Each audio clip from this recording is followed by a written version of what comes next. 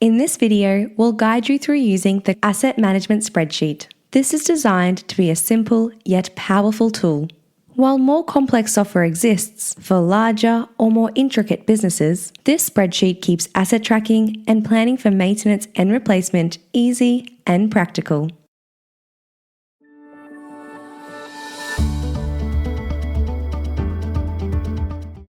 The Asset Management Spreadsheet has been designed to be clear and easy to use. It consists of 4 key tabs: Instructions, Dashboard, Assets, and Maintenance. We'll walk through each of these in order.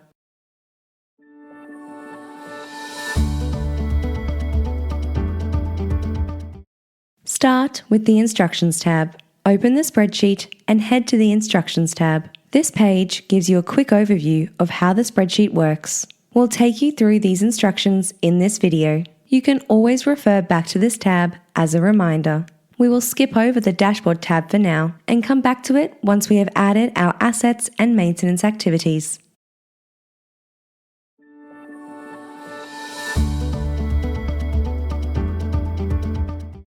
Add your assets in the Assets tab. Head over to the Assets tab. This is where you'll enter details for each of your club's physical assets, for everything from equipment and furniture to facilities and vehicles. By completing this tab, you are creating an effective asset register for your club. Having accurate data about your assets empowers your club to make better decisions. When you enter the expected life and cost for each of your assets, the spreadsheet can calculate an annual sinking fund contribution. This helps to ensure that when you need money to repair or replace your assets, the money is available. Now, this is probably the most challenging part of the process, but hang in there, it's worth it. You'll need to list each of the club's assets. Let's take a moment here to clarify the term asset. An asset is something the club owns and relies on to deliver its activities. As a rule of thumb, your asset register should include your non-current assets. In other words, the assets you expect to keep for more than a year. You don't need to include things that you buy to sell, like uniforms, food, drinks, merchandise, or items that will be consumed, such as cleaning products or stationery. Rather than being considered as assets, these items would normally be called stock. Start with the biggest assets first, then work your way down to the smaller ones. Remember about items that might be stored at someone's house, too. If the club owns it, it should be added here. This tool is also a handy way to keep track of where those items are so they don't get lost or forgotten. Let's walk through an example together. Example assets. As you can see, the template comes with some example data. You can edit these items or replace them with your own. For this tutorial, we'll keep the example data so you can easily follow along. I'm going to add a new asset, my club's ride-on mower. First, I click into the category box to see the list of available options. Now, is our ride-on mower considered equipment or a vehicle? Don't get too caught up in the categories. The key is to be consistent with how you use them across your data. I'm going to go with equipment. Because this tool is designed to keep things simple, you won't be able to add new categories, but if something doesn't fit neatly, you can always use miscellaneous.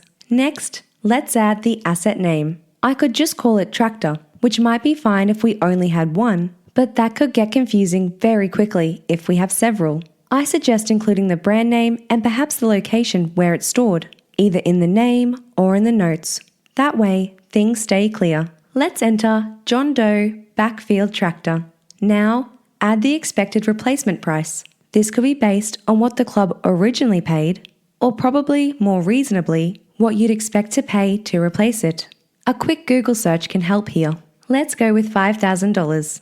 Next, enter the total expected asset life in years. You may have an idea of how long this asset may last, or again, a simple search will give you a good indication. I expect our tractor to last 10 years. Even though we've already had it for 2 years, this field is asking for the total expected life, not what's remaining, so I'll enter 10. You'll now see the annual sinking fund contribution has automatically been calculated as $500 per year. That means if we want to replace our $5,000 tractor in 10 years, we'll need to set aside $500 per year to cover it. However, as I just mentioned, the tractor is already 2 years old, so my club needs to consider how we're going to deal with this expected shortfall.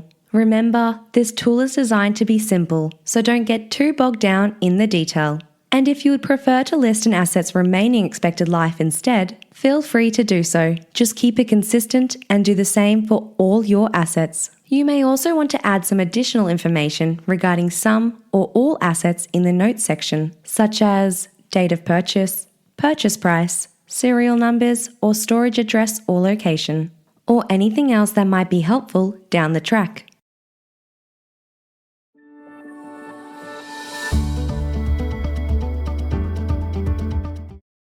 Use the Dashboard tab.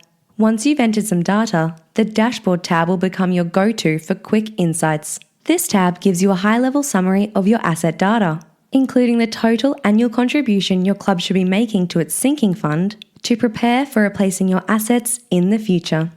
It also includes the sinking fund contributions per category. In our sample here, we can quickly see that our equipment is going to cost us the most to replace.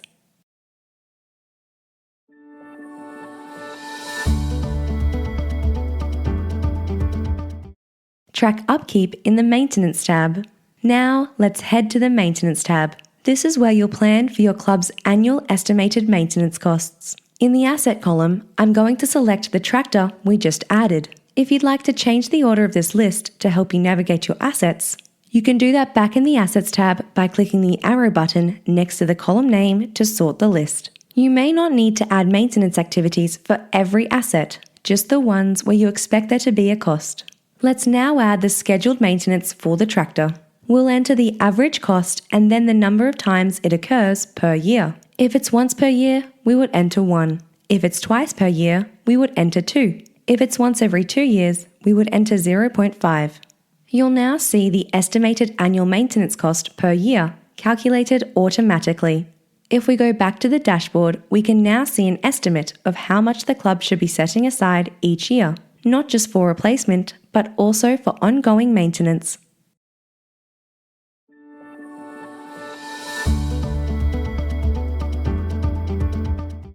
Next steps. That's the hard work done. It's much easier from here. Now, you just need to update the spreadsheet whenever a new asset is purchased, when you dispose of an asset, or when the details of any asset change.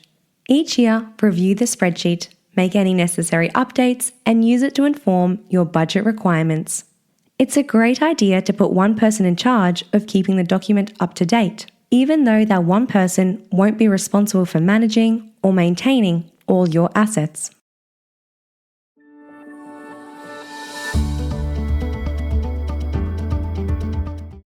Why this matters. Good asset management is about keeping clear records and putting money aside so that your club can be prepared to promptly repair or replace assets when it becomes necessary. By maintaining an up-to-date asset register, your club can plan more effectively for repairs and replacements, avoid unexpected costs, support grant applications with accurate figures, and demonstrate good governance and forward planning.